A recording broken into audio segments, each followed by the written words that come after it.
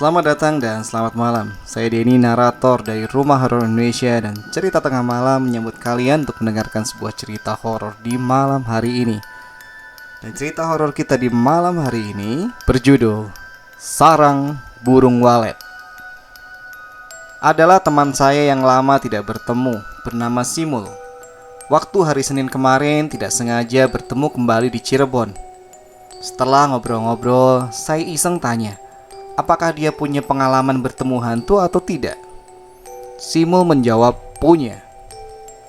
Kulit Simul langsung merinding sendiri ketika teringat kejadian seram yang dialaminya di tahun 2008 yang silam. Dulu Simul pernah bekerja di AHM Cakung, dan sekitar tahun 2008 Simul resign untuk mencari tantangan baru. Nah, Simul dapat order untuk mengerjakan proyek pembangunan sarang burung walet di Jalan Kali Tanjung, Kota Bumi, Lampung Utara. Lokasinya di rawa-rawa di tengah hutan. Simul mengerjakan tempat sarang burung walet yang lumayan besar. Ukuran tebal temboknya saja 1 meter, luas bangunan 14 meter persegi. Dan ruangannya ada yang masuk ke dalam tanah sekitar 12 meter, serta nongol di permukaan sekitar 4 meter. Di luar bangunan dibuat tembok keliling setinggi 4 meter. Untuk tempat pekerja, Simul membuat bedeng atau rumah-rumah dari triplek. Pada awal-awal pembangunan, semuanya berjalan normal saja. 1 bulan berjalan, ketika Simul sedang duduk santai di depan bedeng, terdengar suara seperti air mendidih. Tapi Simul bukannya takut, melainkan malah mendekati ke pinggir rawa karena penasaran dengan suara tersebut. Oh iya, saat itu pas malam Jumat Kliwon, bertepatan dengan bulan purnama jam 12 malam. Walau ada perasaan takut dan merinding, pandangan Simul tetap tertuju ke arah rawa. Sedikit demi sedikit, dari dalam rawa keluar sesosok makhluk berwarna hitam. Dan lama-kelamaan, makhluk itu terus muncul ke permukaan.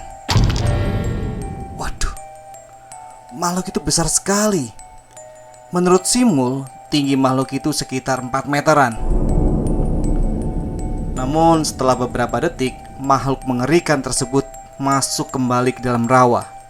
Simul segera bergegas, lari menuju bedeng. Tapi belum sempat masuk ke dalam bedeng, tiba-tiba terdengar suara gedebak-gedebuk. Sontak anak buah Simul pada lari berhamburan keluar bedeng. Ada apa ini? Simul bertanya ke arah satu pekerja. Si Tolip kesurupan. Simul segera masuk ke dalam bedeng, dibantu beberapa pekerja untuk menangkap si Tolip yang kesurupan. Tapi ternyata si Tolip tenaganya luar biasa kuat. Dipegangin 4 orang masih bisa lepas dan terus berteriak sambil memukul-mukul bedeng. Setelah ditangkap 8 orang, barulah si Tolip bisa dikendalikan. Simul segera menyuruh salah satu anak buahnya yang pintar membaca ayat-ayat kitab suci untuk mengusir jin yang merasuk ke dalam tubuh si Tolip. Dan setelah dilakukan komunikasi dengan jin tersebut, ternyata jin penunggu rawa itu minta makan kembang 7 rupa. Akhirnya si Tolip tersadar kembali. Keesokan harinya, Simul membeli kembang 7 rupa, lalu diletakkan di atas nampan dan ditaruh di samping rawa.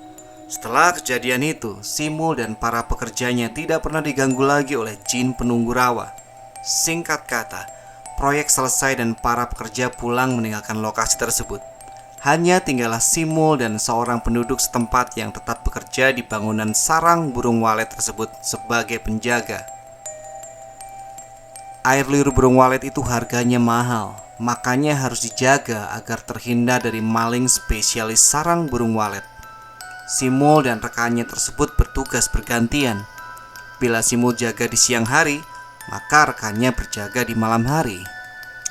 Nah, suatu malam ketika Simul dapat jatah jaga malam, saat dia sedang keliling bangunan, Simul berhenti sejenak di bagian bangunan yang mengarah ke rawa.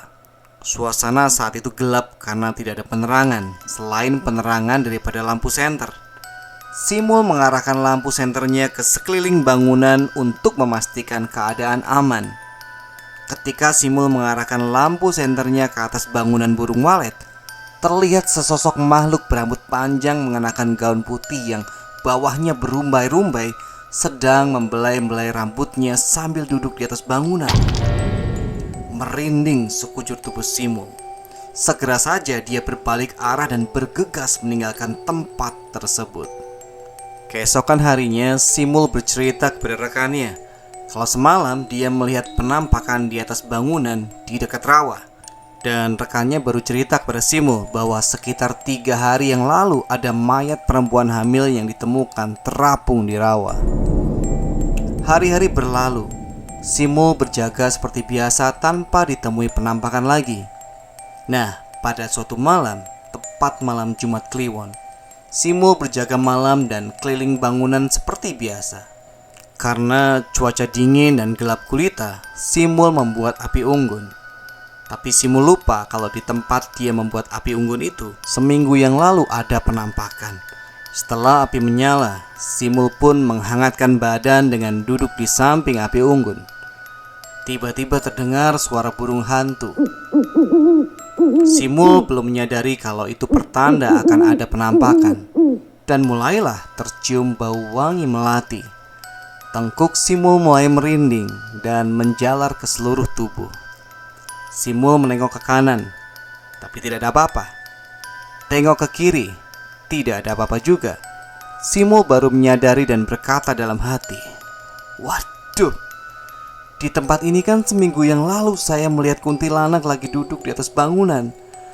Jangan-jangan kuntilanak itu muncul lagi." Pelan-pelan Simul menengadahkan kepalanya memandang ke atas. Dan tepat ketika mata Simul memandang ke atas, dia melihat sosok kuntilanak di atas bangunan. Kuntilanak tersebut menatap tajam ke arah Simul. Simul dan kuntilanak itu saling bertatap muka dalam jarak 4 meter. Karena ketakutan yang luar biasa, badan Simul serasa kaku, mulut gagu, dan anehnya mata Simul seolah tidak bisa terpejam, seperti ada yang memaksa untuk menatap mata kuntilanak tersebut. Wajah si kuntilanak itu terlihat hancur dengan bola mata yang hampir keluar. Benar-benar mengerikan.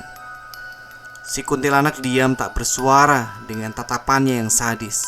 Simul berusaha kuat untuk memalingkan muka. Akhirnya Simul berhasil memalingkan mukanya dan segera mematikan api unggun, lalu lari terbirit-birit kembali ke dalam bedeng. Simul pun langsung masuk ke dalam sarung dan tidur sampai pagi. Oke teman-teman, itu cerita horor kita untuk malam hari ini. Terima kasih sudah mendengarkan sampai akhir. Selamat malam, selamat beristirahat.